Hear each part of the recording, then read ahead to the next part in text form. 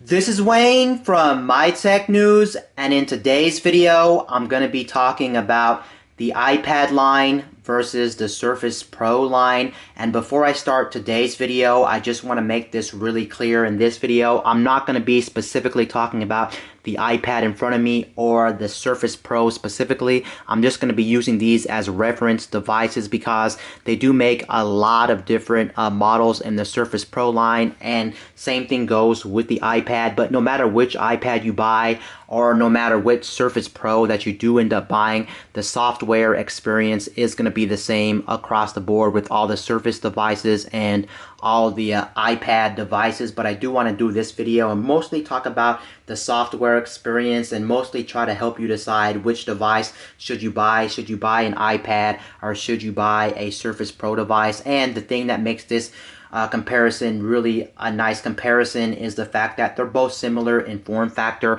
You can see both devices in front of me pretty much resemble a traditional tablet form factor. And then on top of that, when it comes to price points, there's a lot of different devices in both of the iPad and the Surface Pro line that you can end up spending just about the same money you would buy an iPad as you would buy a Surface Pro device. Again, depending on how you use your money and what type of experience you are actually wanting to get out of your device. But let's try to answer the question in this video. Should you buy an iPad or should you buy a Surface Pro device? I'm just going to say right now, there is no clear-cut winner. So sorry for all you people that wanted a clear-cut winner.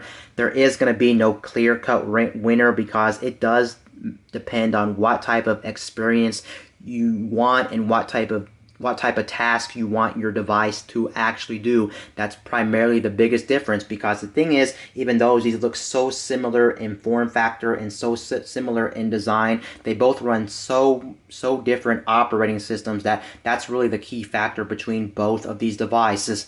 Let's first start off with the iPads. The iPads run pretty much iOS, which is the same operating system that you got with the original iPad back in 2010, and it's also the same operating system that you got back on the iPhones, which the iPhones of course still run iOS. The nice thing about iPads nowadays is they don't technically run the exact same operating system as something like an iPhone. They actually run a modified version of the iPhone's operating system called iPadOS, so you do get a little bit more benefit of running a tablet compared to the iPhone, because you do have a little bit more flexibility and things like that. But really what it boils down to is the iPad is going to be a device that's primarily going to be very good for people who do a lot of multimedia consumption and a lot of things on the internet. Like for instance, if you browse the web a lot, it's good for browsing the web. Or for instance, if you watch a lot of video, if you look up a lot of pictures, play simple games,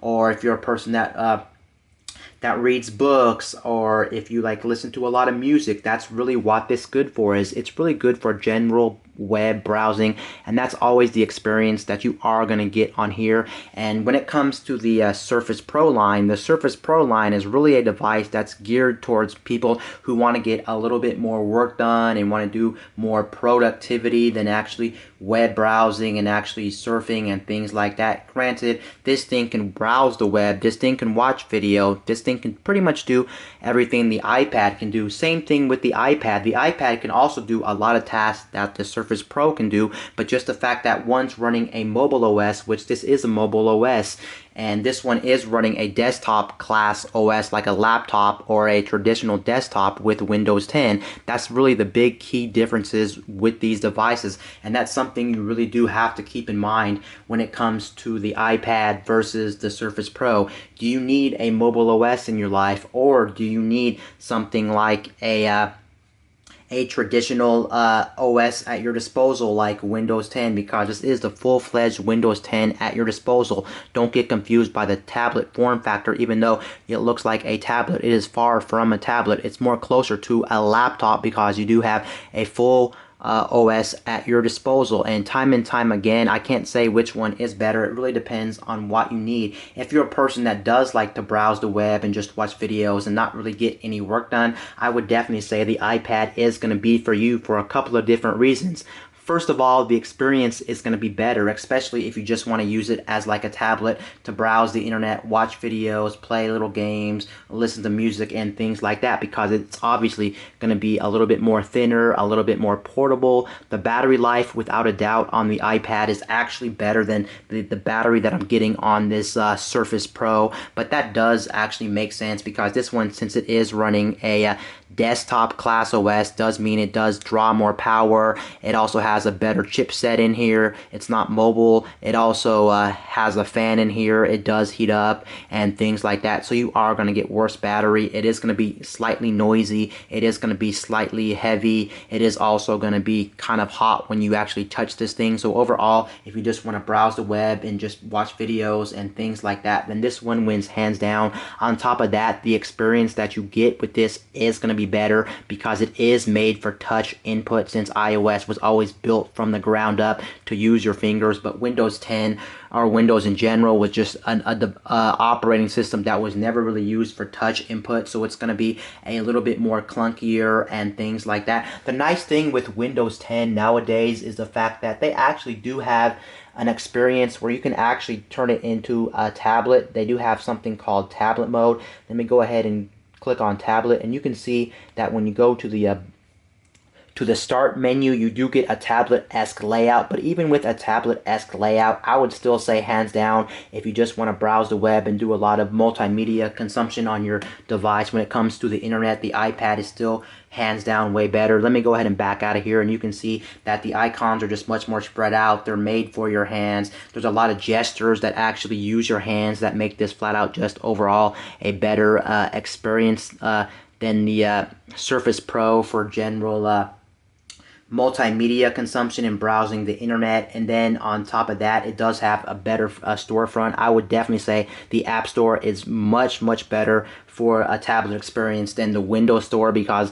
ever since I think Windows 8, Microsoft did decide to make applications that are basically based around devices with touchscreens or tablet-esque form factors. But even so, it does not wins hands down. The iPad has a better store. Of course, it's been out longer, more developers are on there when it comes to app support and things like that, so it's definitely the better storefront. So that pretty much means that you go for that device. But if you're a person that really needs to get a lot of work done when we're actually talking about things like maybe video editing, picture editing, maybe doing a lot of different tasks like multitasking, this one is definitely going to be way more better for all those different tasks, the Surface Pro, and that's where you would really want a Surface Pro. I will say, unfortunately, even though they both do so similar tasks, there's not really one that's going to be good in both areas. Maybe you need one to be a good device for a multimedia device, but you need one good for a lot of productivity and a lot of work.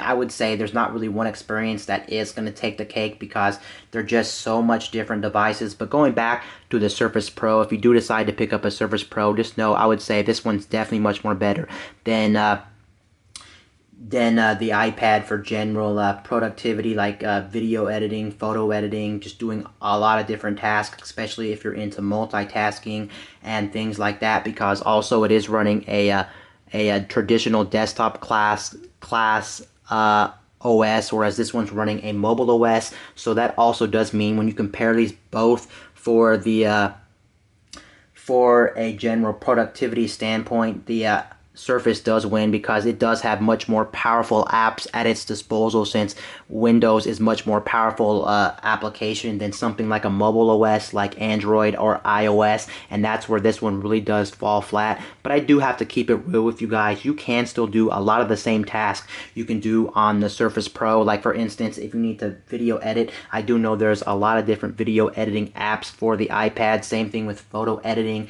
You can actually do that. One thing I will say that hands down, I think in my opinion, wins when it comes to productivity if you're into schoolwork and things like that. I would actually argue now the iPad is actually very good for that, because first of all, it's much more thinner and lighter than something like a Surface Pro device, and then on top of that, you do actually have to take in take in consideration, they do have the Apple Pencil now, which I don't own the Apple Pencil. And then on top of that, they do actually have a keyboard you can actually connect from Apple to actually get keyboard support if you need to take notes, use a keyboard and things like that. And honestly, I would recommend this to anybody who's in school or just needs to do general note taking. That's where this thing really does excel. The nice thing about the Surface Pros also is they do have a keyboard, and then they also, on top of the keyboard, they also do have a stylus just like the Apple Pencil. But honestly, I would still go for the iPad because better battery, and it's less heavier, it's thinner, and it doesn't heat up and things like that, so it won't be as distracting when you're actually using the device and things like that. That's why I think this is better for people who need to take notes and just do that kind of productivity. But if you're looking for other stuff like video editing, photo editing, or heavy multitasking, then that's where the Surface Pro really does outshine the iPad in so many different ways. And also, I do have to give it to the iPad as well if you're a person that needs to use a lot of file management, because hands down Windows is still going to be better at file management. So for instance, if you need to ever plug in like USB thumb drives, external hard drives, just different devices, this one hands down wins. It's much more easier to manage files, browse files, and things like this. Luckily with the iPad, I do have to be honest, with the brand new iPad OS, they do have better support for local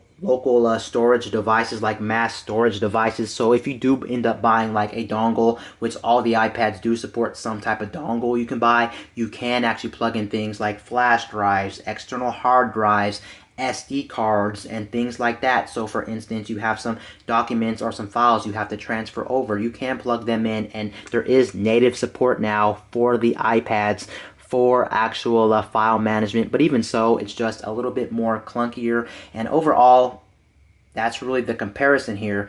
This one's better for multimedia, and this one's better for work and things like that. And just the fact that, like I said, file management's going to be better on here. Also, the applications are definitely going to be much more stronger over here compared to what anything that iOS can provide nowadays. You're also talking about a much more stronger chipset, and also, of course, you do get much more better RAM, or more RAM on this. So, of course, you can do more hardcore tasks on that one as well. And let's talk about the keyboard support on both of these devices, because like I said before, both of these do have keyboard support on both of these platforms. And which one would I recommend if you're going to be using a keyboard full time? I would definitely 100% still say Windows is definitely the place to be if you need a mouse or if you need a keyboard and things like that, because this one was always made for a keyboard in mind. Whereas this one, it does work nice, it does work extremely well, but just the fact that it really wasn't made with a keyboard and a mouse to begin with, this thing is really made for touch, then yeah, I would definitely not recommend that. That's why I said time and time again, if you're a person that needs a device that's going to be good for productivity, again, for things like video editing, photo editing, a lot of just different applications. And on top of that, it is going to be better for people who flat out do like multitasking and need a lot of windows open or a lot of applications open at the same time. This one, hands down, is going to be way much more better. So overall, what did we learn today? We learned that there is no clear-cut winner, and they're so similar devices, yet they're so different at the same time. It's really hard to tell which device you would actually buy in the long run. I can't say one's better than another because it's not better for another. If I had a choice, which one would I buy personally? Honestly, again, I can't really tell you the truth because they're so different. It just depends. But I will say the experience when it comes to web browsing on this one specifically, even though I keep saying it's not the greatest at like multimedia consumption or just like an everyday tablet, what I will say is it's still a very good one. But even so, it's not really designed around your finger and around just different stuff. And when you go back to the main menu or the home screen of Windows, it's just not the greatest and things like that. But I can go to different websites and I can bring up stuff. Like for instance, I can go ahead and search for like ESPN. You can see if it wants to work. But also, you can see I do have pinch to zoom. I pretty much have a lot of the same gestures that you would be getting on the iPad when it actually comes to actually using your finger. But the one bad thing about the Surface Pro, again, is the fact that you do actually hear it. You do actually hear the fan kick on, and it does suck. The fan does kick on even if you're doing light tasks. You would think that the fan would not kick on if you're not doing if you're only doing like hardcore tasks like video editing or photo editing and things like that. But unfortunately, that's just the case with this device right here. That's why I really can't recommend this for everyday, just generic multimedia device, because it's heavy, it's a little bit noisy, it does get hot, whereas that one also gets better battery life, it's thinner, it's lighter, it doesn't make noise, it just makes sense. And that's pretty much the comparison for that. Again, the iPad is good for multimedia consumption, and this one, in my opinion, is definitely better for productivity. If you need to get a lot of work done, it runs a full desktop. The applications are going to be better on this one without a doubt for productivity. If you need a lot of Windows-based applications, the App Store definitely lacks in that department. The apps aren't as strong as something as like Windows and things like that. And that pretty much wraps up this video. There is no clear-cut winner. Anyway, guys, this is Wayne from My Tech News, signing out.